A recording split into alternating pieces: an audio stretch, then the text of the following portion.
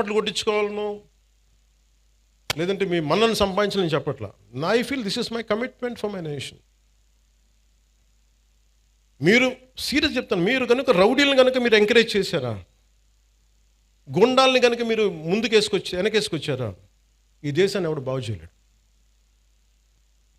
నేను చెప్తున్నాను, ఒక హోంమంత్రిని కూర్చొని ఇష్టారాజ్యంగా మాట్లాడుతూ ఉన్నాను. హోంమంత్రిని మాట్లాడుతున్నారు, మేకప్ వేసుకున్నావు, దాన్ని తీస్తే ఒక వాళ్ళు ఇచ్చిన చాలామంది నవ్వు వస్తాయేమో, నాకు నవ్వు రాలా.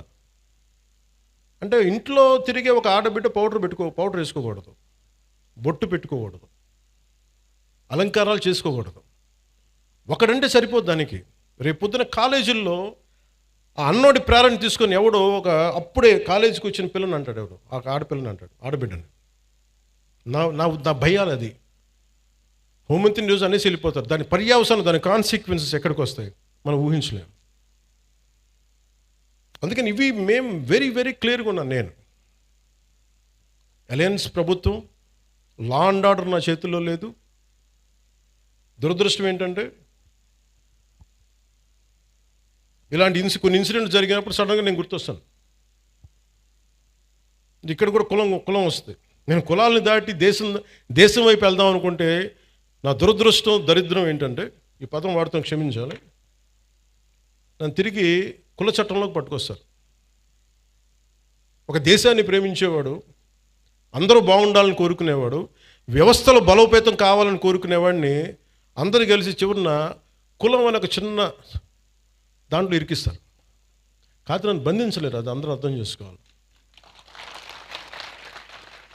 అంటే అందుకే నేను లా అండ్ ఆర్డర్, నేను ఇప్పుడు దాకా ఎస్ఐటీగా నేను ఇప్పుడు మాట్లాడా. ఒకసారి పిఠాపురంలో మాట్లాడా. నేను ఈరోజు మళ్ళీ కాకినాడ వేదిక చెప్తున్నా.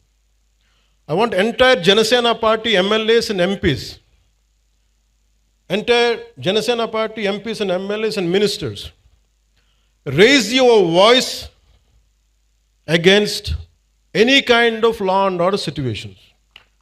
బలంగా చెప్పండి. ఇది నేను కుటుంబ నాయకులందరికీ నేను చెప్పలేను కాబట్టి, అది నా పరిధిలో లేదు కాబట్టి నేను వారు చెప్పట్లేదు. కానీ నా పార్టీ నాయకులందరికీ, నా పార్టీకి సంబంధించిన మంత్రివర్గానికి, ఎంపీలకి, ఎమ్మెల్సీలకి మీకు చెప్తున్నాను, నేను అన్నిసార్లు నేను వెళ్ళి మాట్లాడను, మీరు మాట్లాడాలి.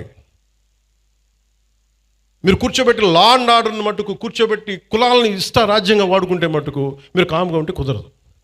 నన్ను దయచేసి మీ అందరికీ చేతులెత్తి నమస్కరిస్తున్నా. కులానికి నన్ను దయచేసి పరిమితం చేయకండి. మీ అందరికీ చేతులెత్తి దండం పెడుతున్నాను. ప్లీజ్ చేతులెత్తి దండం పెడుతున్నాను.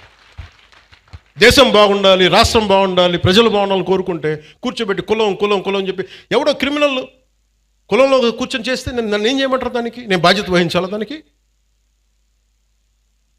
ఒక 14 ఏళ్ళ ఒక ఆడబిడ్డను రేప్ చేసిన వాడిని కూర్చోబెట్టి నేను వెనకేసుకు రావాలా? సిగ్గుండక్కర్లా? వెనకేసుకొస్తాం ఇలాంటి వాళ్ళని? కనిపించట్లేదు. That is a police case. ఆ కన్సర్న్ ఎస్ఐ మీద, మనకి సిఐ మీద ఎవరిని వెళ్తాయి కేసులు. ఇలా మాట్లాడాలంటే ఆ చంపిన సదరు వ్యక్తులు కూడా అదే కులం వ్యక్తులను, ఆడబిడ్డలను పాడు చేశారు వీళ్ళు. అవి కూడా మాట్లాడాలి కదా. ఎమ్మెల్సీ అనంతబాబు కూర్చోబెట్టి అతను కాపు కొలుస్తాడంట. అతను ఒక దళిత డ్రైవర్ని చంపేశాడు. ఎంత గొప్పగా డిక్కీలో పెట్టి ఇంట్లో అప్పచెప్పొచ్చాడు. దాని గురించి ఎవరు మాట్లాడరు. అప్పుడు కులాలు రావు. ఒక రౌడీ ఎలిమెంట్ చచ్చిపోతే దానికి నన్ను లాగుతాడు. ఇంతమంది ఎమ్మెల్యేలు, ఇంతమంది ఎంపీలు ఉన్నారు, మీరు ఎవరు నోరు తెరవకపోతే నేను ఏం చేయను చెప్పండి? మీ అందరికీ నేను రానా? రోజు ఏం చేస్తున్నారు మీరందరూ? ఇబ్బందిగా ఉంటుంది నాకు. కాదు, నిజంగా మీరు లోపల నుంచి నమ్మాలి. రోడ్ల మీదకి వచ్చారు ఈరోజు జనం. 150, మనకి 100 సీట్లు వచ్చి 164 సీట్లు వచ్చినాయి అంటే యువత రోడ్ల మీదకి వచ్చారు. ఒక్కొక్కరు ఎదుర్కొన్నారు. వాళ్ళు మీకు పౌరుషం లేకపోతే ఎట్లా? దయచేసి ఈ మాట అంటే ఆ కులం ఓట్లు పోతాయేమో, ఈ మాట అంటే ఆ కాపులు ఓట్లు పోతాయండి. ఎలా పోతాయండి కాపులు ఓట్లు? అంటే అలా కాదు. ఇప్పుడు కూర్చోబెట్టి ఎమ్మెల్సీ అనంతబాబు అనేవాడు కూర్చోబెట్టి మర్డర్ చేస్తే అది కాపులందరికీ చెడ్డ పేరా? మీరు చెప్పండి. మరి ఇలా కూర్చోబెట్టి ప్రతిదానికేనా అర్థం పర్థం లేకుండా కులం పట్టుకొస్తాడా? ఈ ఆంధ్రప్రదేశ్ కులం దరిద్రం వదిలితే తప్ప ఆంధ్రప్రదేశ్ బాగుపడదు.